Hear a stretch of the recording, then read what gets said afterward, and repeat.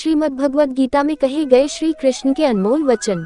भगवान श्री कृष्ण कहते हैं कि स्वार्थ संसार का एक ऐसा कुआं है जिसमें गिरकर निकल पाना बड़ा कठिन होता है। सफलता के लिए परिवार और कुछ मित्र का साथ अवश्य ही चाहिए। सेहत के लिए योग और किसी की जरूरत पर सहयोग, दोनों से ही जीवन बदलता है। आत्मज्ञान की तलवार से काटकर अपने हृदय से अज्ञान के संदेह को अलग कर दो।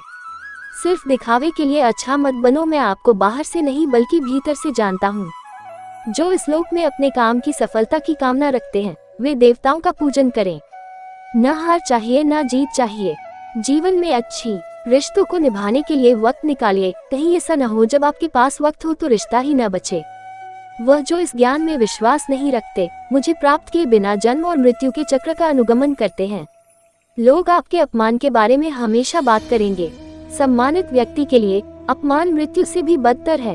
व्यक्ति जो चाहे बन सकता है यदि विश्वास के साथ इच्छित वस्तु पर लगातार चिंतन करें। शब्द उतने ही बाहर निकालने चाहिए जिन्हें वापस भी लेना पड़े तो खुद को तकलीफ न हो। परायों को अपना बनाना उतना मुश्किल नहीं जितना अपनों को अपना बनाए रखना होता है।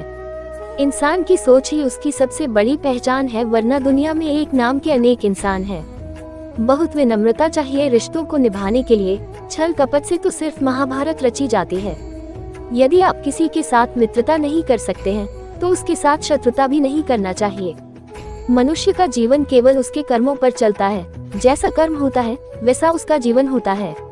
मन अशांत हो तो उसे नियंत्रित करना कठिन है, लेकिन अभ्यास से इसे वश में किया जा सकता है।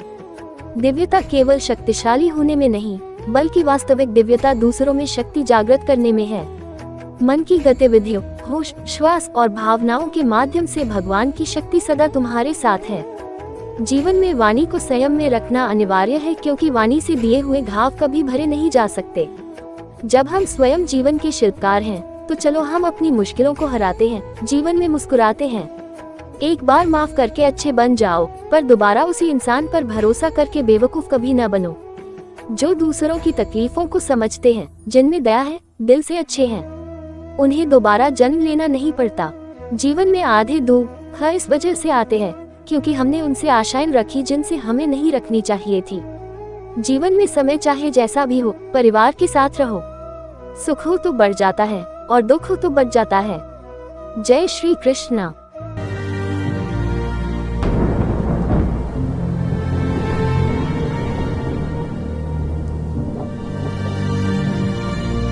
Thanks for watching.